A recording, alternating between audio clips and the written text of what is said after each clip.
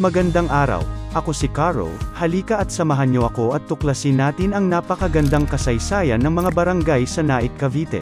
Ayon sa sabi-sabi ng matatanda dito sa barangay, ang Munting Mapino ay isa lamang sitio noon ng Baryo Timalan.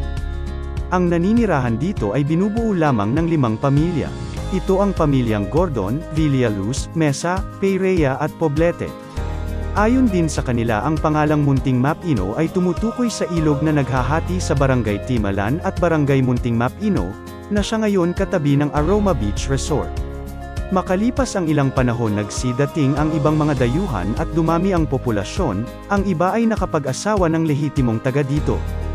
Umunlad ang teknolohiya sa pangingisda, samantalang ang lupang sakahan ay lumiit dahil ginawang subdivision. Ang dating lubak-lubak na kalsada ay naging konkretong lahat, dumami ang mga tricycle na pampasahero na nakatulong ng malaki sa ekonomiya at napatayo ang magagandang pribadong beach resort na lubhang dinadayo ng mga taga-iba't ibang lugar. Sana'y nakapaghatid ako ng munting kaalaman tungkol sa isa sa pinakamagandang bayan sa Naik, Cavite.